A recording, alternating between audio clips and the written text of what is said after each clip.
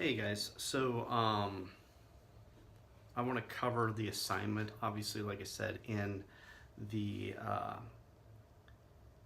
there's only going to be one portion of this assignment that's due on Monday when you come back from Thanksgiving break. So what I want to do is kind of cover the assignment in its entirety, so you can be in development for the actual the full assignment and get started right away, because the semester is starting to snowball, as you know, and we're going to be into finals before you know it. So this is your final project. We're going to have some other things, some classroom activities and things like that to build upon. So don't worry about some of these things that we're going to be talking about and that I'll talk about in here. But anyway, if you haven't already, you can pause this and then print out the actual assignment sheet, and I'll just kind of go through it with you. Or if you just want to listen to me talk for a little bit, I'll talk in detail, and then you can always email me questions if you have anything over the holiday, or I'll be on campus on Wednesday as well. We can set up a time. I think most of you are probably going to be gone, but anyway. So it is the final video production assignment. This assignment is called the production cycle, so it's kind of taking everything that we've talked about throughout the semester and putting it into one final project. So the intention of the assignment is to simulate the production cycle as you work your way through each stage to complete a short documentary film covering a topic related to the agricultural industry. Now, I know we have people coming from all types of different backgrounds in the industry, so I don't necessarily care that it's totally ag specific, but it needs to be related to the industry somehow, and that's where you're going to be making your justification. So before you start production, you're going to be doing a pitch sheet, which is your assignment that'll be due on Monday at midnight when you come back from break. I want those to be turned in so we can be discussing some of those things in class, and you're going to get a green light, or I might have some questions for you to be like, I don't know if this is totally going to work. This might be too large of concept. It might not be big enough concept. Have you thought about, I don't exactly know who you're going to be interviewing to actually get this type of data. So those types of things will be some of the things we'll be covering. So the production cycle stages and activities are the development pitch, and concept. So within the development pitch and concept, you'll be filling out a concept sheet, which you'll find in the assignments. That you'll be developing a log line, a synopsis, so that's really a few paragraphs describing this particular concept that you're going to be making as your project. All of that, I actually will make another short video that will describe that particular assignment after, so you can watch that video after this. Synopsis, a timeline, a proposed of shooting, and an initial storyboard. So I'll talk more about those in that video. That's going to be due on Monday when we come back again from Thanksgiving break. We're going through the pre-production phases. You'll plan and shoot, location scout, you'll secure interviews, finalize your outlines and a shooting schedule. Production, you'll be gathering the elements, you'll be filming. In post-production, you'll be editing, and then you're going to distribute to an audience, which will be distributed to myself, and we as the class will be the audience. So film specifics. So you're going to develop, design, shoot, and edit and distribute a 2 to 3 minute film that has a beginning, middle, and end. A clear, defined beginning, middle, end. So the distribution, or the film needs to be at minimum 2 minutes, at maximum 3 minutes.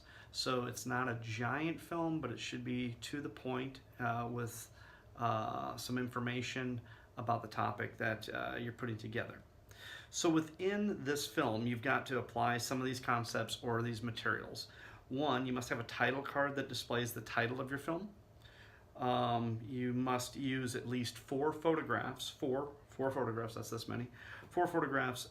You might want to use the Ken Burns to help your film be more engaging and look more professional. You don't have to use it, but you will be judged upon, like if you don't use it, you need to justify why you're not using it. If you are using it, you need to justify why you're using it. So if you want to have a static shot, make sure you as the filmmaker are aware why you're using a static shot. If you want the image to move with the Ken Burns, why are you making it move? So it needs to be appropriate. You must shoot and use some B-roll. Now we haven't talked about B-roll.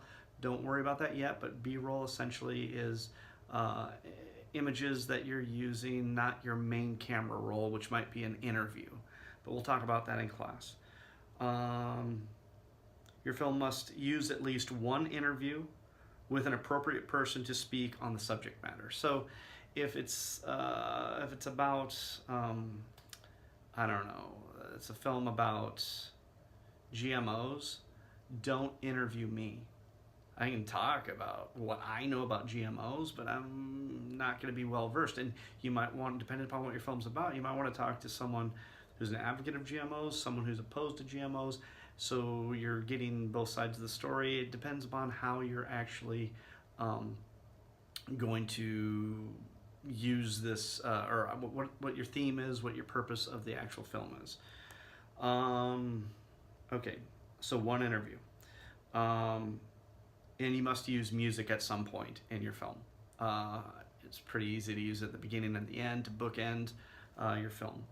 But so again, use a title card, 4 photographs. You've got to use and you got to shoot and use some B-roll, and you've got to use at least one interview. You could use more, but at least one interview. And you need to use music at some point in the film. Other requirements: you've got to turn in a storyboard for the assignment 1 week before the film is actually due. So we'll talk more about that. Don't worry about that yet. So here's some things to think about in your production. You can use them if they're appropriate. Using transition effects. So again, those transition effects that are within your editing software. You can use music or sound effects depending upon if it's appropriate. You know, everything at this point is there needs to be a justification. If you just have a doorbell in there for some reason, it might kind of throw off the story. You don't want to distract. You can use recorded dialogue, such as a voiceover or other people's audio, man on the street interviews, types of things. You can use color effects. You can move the camera during the shot. You can pan, you can tilt, you can dolly and zoom, and some of these terms, we're going to define those more in the coming weeks. You can use handheld camera.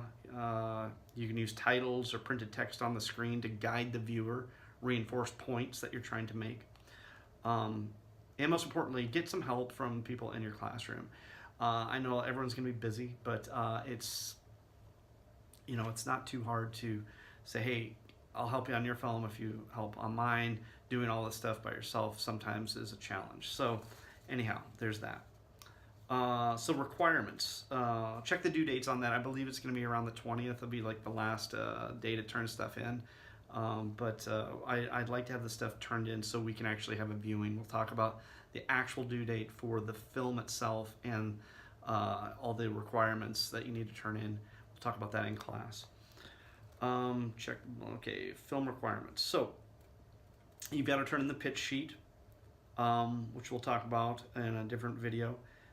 Initial storyboards for the class, or for this project. That's on a different video. Okay, so for your video, you're not only turning in you're turning in the video, you're going to be turning in a production report. Now the